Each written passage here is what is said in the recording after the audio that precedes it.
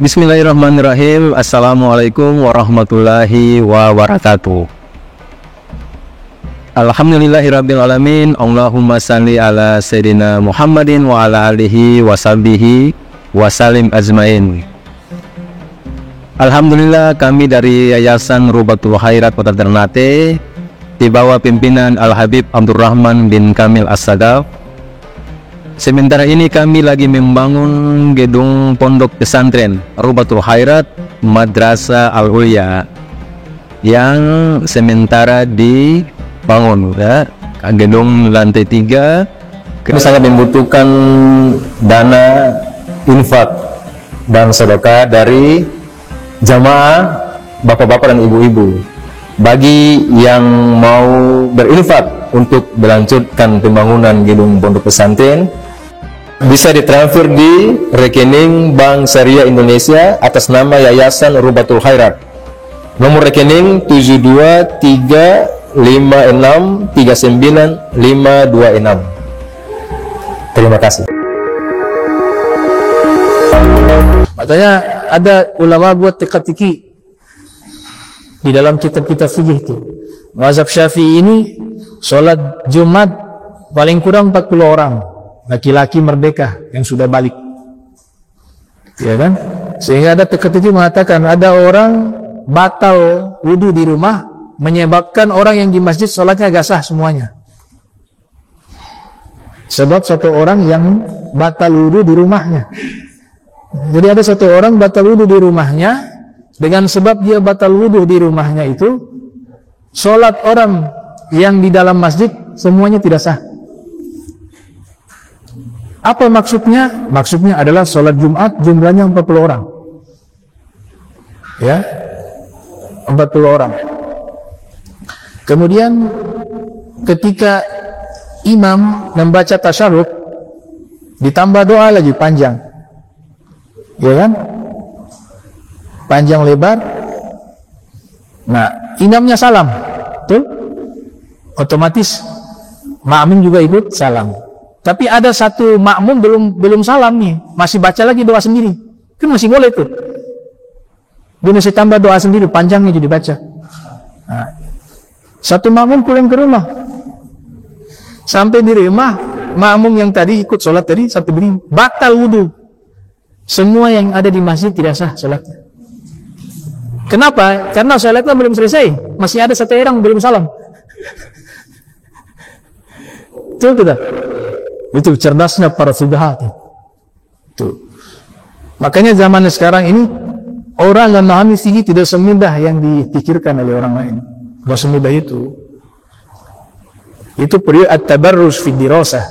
Tahapan dari kitab kecil sampai kitab besar. Zaman sekarang ini loncat kitab besar. Padahal di bawah alif bata masih belum tahu. Akhirnya kacau dalam memahami fikih. Dan di zaman kita juga fikih ini dirusak. Karena apa? Karena orang memahami ilmu fikih dalil. Fikih itu ada dua. Ada fiqhul ahkam, ada fiqhul adillatil ahkam. Ada fikih hukum. Fikih hukum adalah yang kitab-kitab yang kita baca, Minhajut Thalibin, Imam Nawawi. Kitab-kitab yang sudah masak, sudah siap saji, tinggal kita santap, tinggal kita pelajari. Itu namanya fiqhul ahkam. Yang kedua, fiqhu adillatil ahkam, fikih dalil hukum, kayak Bulughul Maram. Kemudian ada Umdatul Ahkam, ada Fathul Jawad di Syekhul Islam Zakaria Al-Ansal. Di situ tidak bahas hukum.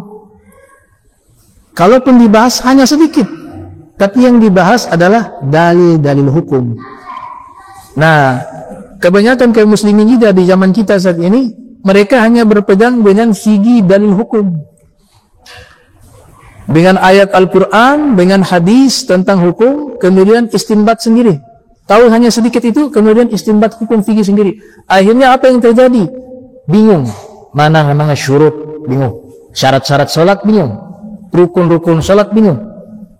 Hal-hal yang membatalkan sholat, bingung. Tahapan kitab fikih, bingung. Fikih tidak semudah itu. Ada cara, ada manhaj ada at-tadarrus fi dirasah. Alhamdulillah, ulama-ulama yang bersana semuanya punya sistem itu. Tidak pernah mereka mengajarkan langsung kitab-kitab yang besar. Selalu kitab-kitab mutun, kitab-kitab ringkasan. Nah, kitab juga terbagi dua. Ada al-kutub ad-darsiyah, ada al-kutub al-marji'iyah. Ada kitab yang khusus dipelajari. Itu kitab-kitab mutun. Kalau dalam fikih ada Minhajut Talibin, Imam Nawawi, itu di pesantren dipelajari. Ada jenis kedua, kitab marji'iyah, menjadi kitab rujukan. Kitab hawashi, catatan-catatan kaki. Min Tuhfatul Muhtaj misalnya, Nihayatul Muhtaj, Hasyiyah Ibnu Qasim Asy-Syar'ani, dan kitab-kitab lagi, itu namanya kitab marji'iyah, rujukan. Kalau kitab yang kedua, Al-Kutub Ad-Darsiyah, dipelajari, bahkan dihafal ya. Kitab-kitab matan itu namanya Al-Kutub Ad-Darsiyah, dihafal dan dipelajari. Ya, man hafizal mutun nalal funun. Para ulama mengatakan siapa yang banyak menghafal kitab matan, dia akan menguasai cabang-cabang ilmu. Nah, ini manhaj yang harus dijalani oleh seorang penuntut ilmu. Kalau tidak, dia tidak akan bisa memahami ilmu ini dengan utuh. Jadi bukan hanya ilmu yang disajikan, tapi juga metodologi yang harus disampaikan juga. Harus paham cara manhaj. Bahkan para ahli mengatakan at-tariqah aham minal maddah. Metodologi lebih penting daripada materinya. Isi ilmunya baik, tapi cara menyampaikannya tidak sesuai dengan apa yang diajarkan oleh para salaf, maka akan menjadi rusak. Tuh. Ada ungkapan mengatakan fa kullu khairin fi ittiba'i man salaf wa kullu syarri fi ittiba'i man khalaf. Semua kebaikan ketika kita mengikuti ulama-ulama terdahulu. Yang kita ikuti bukan hanya ilmunya saja, tapi metodologinya, kitab-kitabnya, cara belajarnya, cara berfikirnya. Itu harus kita ikut juga. Ada yang kurang, pasti akan menyimpang.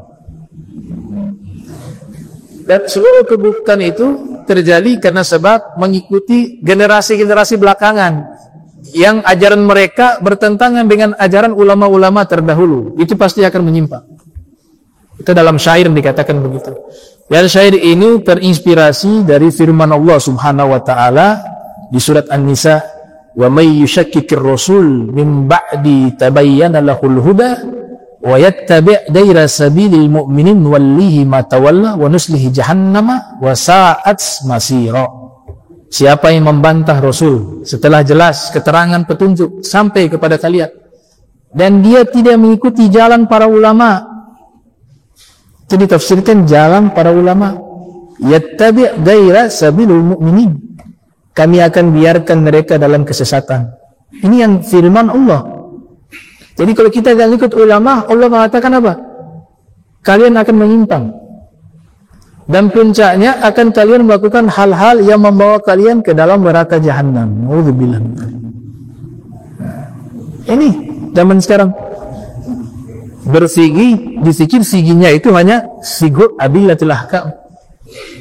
Makanya ada ulama ahli sunnah wal jamaah, muhaddis kabir fi hadza zaman, di zaman kita, tapi sudah meninggal beberapa tahun lalu. Namanya Syekh Muhammad Awwamah. Tentu kalau baca kitabnya itu ta'jub, alim, menakjubkan dia. Beliau nulis kitab Atharul Hadis Asy-Syarif fi Ikhtilafi Al-A'immah Usubaha. Pengaruh hadis Nabi terhadap perbedaan pendapat di kalangan para imam-imam ahli fikih. Itu baru judul itu. Saya baca mukaddimahnya itu, mukaddimah beliau itu sudah menjadi apa? Rangkuman dan isi dari seluruh kitabnya. Baru mukaddimah. Misalnya beliau katakan di mukaddimah bahwa perbedaan pendapat para fuqaha karena sebab tidak ada dalil yang sharih. Perbedaan para fuqaha 4 mazhab misalnya, itu mereka berbeda dalam perkara yang memang dalil tidak menerangkan secara lugas dan jelas. Kalau ada dalil yang sharih, namanya qat'i. Tidak ada khilaf di situ. Karena masalah ini tidak ada keterangan dalil yang sharih, namanya zonni, sehingga bisa muncul multi tafsir. Itu baru mukaddimah. Ini mukaddimahnya beberapa lembar, tapi sudah membuat kita memahami kenapa para fuqaha beda pendapat. Itu salah satunya adalah as-sunnah. Karena semua ilmu, cabang-cabang ilmu Islam itu mulainya dari hadis, bukan dari Al-Quran. Paham? Kan? Dari hadis. Kenapa? Karena yang pertama kali yang dihimpun menjadi fokus para ulama untuk menulis. Kalau Al-Quran kan kebanyakan dihafal.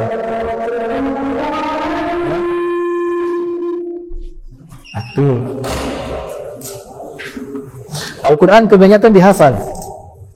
Tapi hadis itu kan masing-masing orang menulis. Mulai sahabat nulis. Jadi masa penulisan hadis dengan masa penghimpunan hadis itu dua hal yang berbeda. Orang-orang orientalis menyerang agama Islam. Kenapa? Oh, hadis itu baru ditulis di masa Umar bin Abdul Aziz. Tahun berapa itu? Abad 1. Ya, beliau 99 sampai 101 Hijriah memimpin. Lahir 60 atau 61 Hijriah. Berarti masa-masa sebelumnya itu tidak ada penulisan hadis. Ini namanya apa? Membelokkan pemahaman yang benar. Yang agak adalah penulisan itu sudah ada sejak zaman Nabi. Tapi kehimpunan secara resmi itu ada di masa Khilafah Umar bin Abdul Aziz. Tapi sebelum Khalifah Umar bin Abdul Aziz sudah ada ulama-ulama yang mengkodifikasi kitab hadis. Sudah berupa kitab. Tapi secara resmi itu dikukuhkan oleh Khalifah Umar bin Abdul Aziz. Nah, dari hadis inilah muncul ilmu tafsir. Jadi ilmu hadis ini ada duluan, baru ilmu tafsir. Ya, makanya di Sahih Bukhari itu ada bab tafsir, ada bab manakib, ada bab fikih, ada bab akidah. Dari hadis inilah nanti bercabang-cabang ilmu. Ada ilmu fikih dari hadis, ada ilmu tafsir dari hadis, ada manakib dari hadis, sirah nabawiyah juga dari hadis, dari sunnah. Nah, ini dia menjadi induk. Makanya Syekh Muhammad Awwamah luar biasa. Beliau menyatakan bahwa belajar ilmu agama itu harus at-tadarrus fid dirasah. Harus ada tahapan-tahapan dari yang paling rendah sampai yang paling tinggi. Ketika seseorang loncat, maka hasilnya adalah apa? Penyimpangan dalam memahami ilmu agama. Itu kata beliau. Beliau sudah meninggal ya. Beliau punya yayasan tentang ilmu hadis itu ada 200 cabang. Sampai di Turki, di mana-mana. Alim besar. Anak beliau, saya belum pernah baca kitab yang menyederhanakan ya, mentalkhis ilmu hadis dengan bentuk skema gambar. Jadi menjelaskan ilmu hadis pakai gambar saja. Gambar itu kalau kita hafal, kitab-kitab hadis yang tebal-tebal itu sudah kita kuasai. Tidak perlu lagi kita susah payah baca dari awal sampai akhir. Beliau buat ijtihad luar biasa, buat skema gambar. Ini hadis dhaif, kenapa dinamakan dhaif? Karena begini. Itu dengan bentuk gambar. Itu anaknya Syekh Muhammad Awwamah. Namanya Dr. Muhyiddin bin Muhammad Awwamah. Ya, Mukhtasar Mabna wa Murakkazil Ma'na. Beliau punya catatan itu namanya Mukhtasar Mabna wa Murakkazil Ma'na. Jadi dibuat gambar skema. Nah, beliau ini dokter 3 jurusan. Saking rajin belajar ya, rajin sekolah. Dokter di bidang fikih, dokter juga di bidang usul fikih, dan dokter di bidang hadis. Jadi dokternya 3.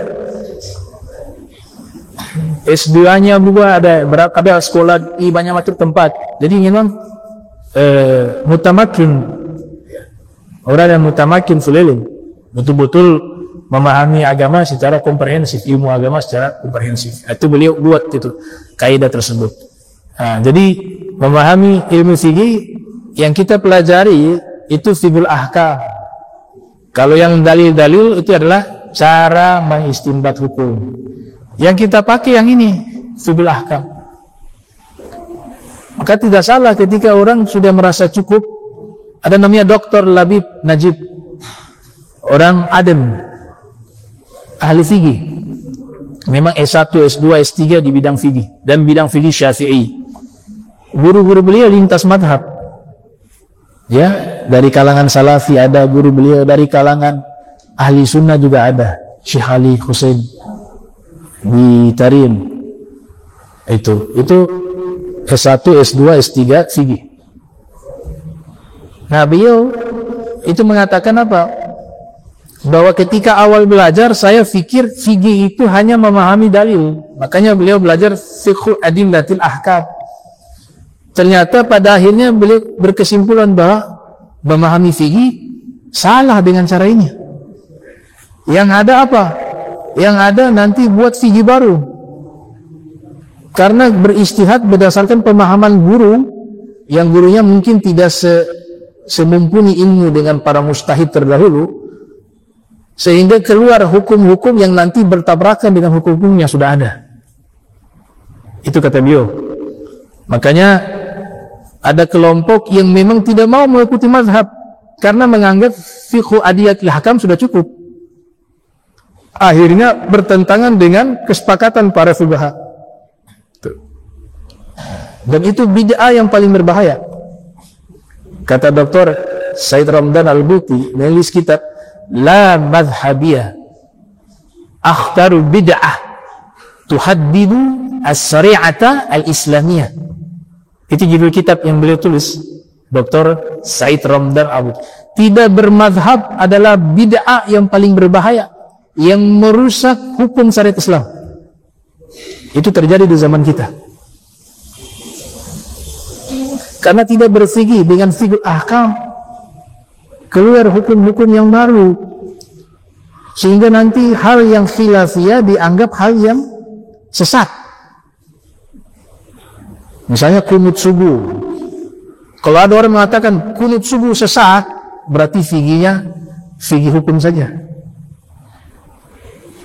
Dia bagaikan katak dalam tempurung, dan dia merasa bahwa yang di tempurung itu sudah ilmu dari segalanya, padahal masih ada yang lautan. Fikih lautan. Padahal kalau kita merujuk ke fiqhul ahkam, itu kan masalah khilaf. Mazhab Syafi'i, mazhab Maliki menyelahkan kunut.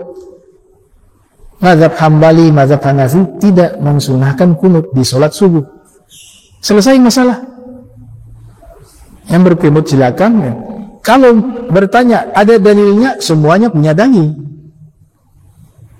Dan jangan buat pernyataan bahwa oh kami ikut Al-Quran Sunnah, kalau kalian ikut para imam. Itu sekarang tuh ucapan itu keluar. Nah ini kebodohan. Apakah para imam itu menggunakan Taurat wa Injil ketika berhukum? Apakah para imam itu tidak menggunakan hadis Nabi sebagai landasan hukumnya? Tidak. Mereka gunakan itu. Justru mereka lebih paham itu. Nah kita yang sok-sokan, kita ikut Al-Quran Sunnah. Kalau kalian ikut para imam, hakikatnya kita lebih ikut pemikiran ente terhadap Al-Quran. Mendingan saya milih pemikirannya Imam Syafi'i dengan Imam Nawawi daripada pemikiran ente. Dan kita ketika mengikuti satu madhab, kita bukan mengikuti hanya satu orang. Ini perlu diluruskan. Ketika ada yang mengatakan saya ini ikut mazhab Syafi'i, bukan saya hanya ikut Imam Syafi'i. Kata siapa begitu? Kita ikuti ratusan ribu para ulama, ratusan ribu para ulama, bukan hanya satu orang. Makanya Waqi' bin Jarrah, salah satu guru Imam Syafi'i yang ada dalam syairnya itu, syakautu ila Waqi' su'al hifti fa'arsyadni ila tarkil ma'asi wa akhbarni bi'anna al-ilma nur wa nurullah la yuhda liqan bi'asi. Itu Imam Syafi'i syairnya menyebut nama gurunya Imam Waqi' bin Jarrah. Ada satu orang datang kepada Imam Waqi' bin Jarrah, baru belajar orang, baru belajar sedikit tentang ilmu agama, sudah rasa besar, rasa lebih hebat dari ulama dulu deh. Datang kepada Imam Waqi' bin Jarrah, wahai Imam, ini saya baru belajar, saya buat penelitian, ternyata pendapat Imam Abu Hanifah itu salah. Ini yang benar. Imam Waqi' bin Jarrah alim. Gurunya Imam Syafi'i tidak alim bagaimana. Terus Imam Waqi' tanya kembali, ala sabil hikayah, atas jalan cerita saya riwayatkan ya. Terus yang benar ini yang punya kamu. Iya ya, ini penelitian saya. Ini yang benar. Imam Abu Hanifah salah.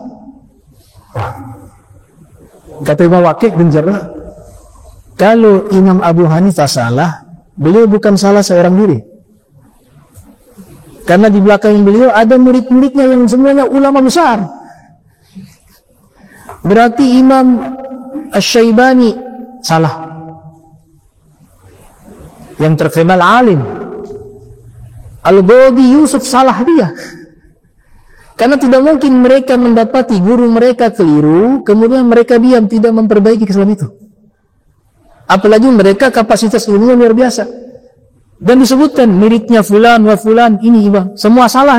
Terakhir beliau katakan, anak juga salah berarti. Karena anak juga punya sanad tidak lepas dari Imam Abu Hanifah. Kalau mereka semuanya itu salah, apalagi ente. Nah ini yang terjadi zaman sekarang. Kepedean berasa dirinya buat perubahan besar. Ternyata ulama dulu itu banyak kelirunya. Hum rijal wa nahnu rijal. Mereka orang hebat, kami juga orang hebat. Ya. Tapi kamu perbaiki kesalahan-kesalahan mereka tuh. Gitu. Maka kasusnya sama dengan ini.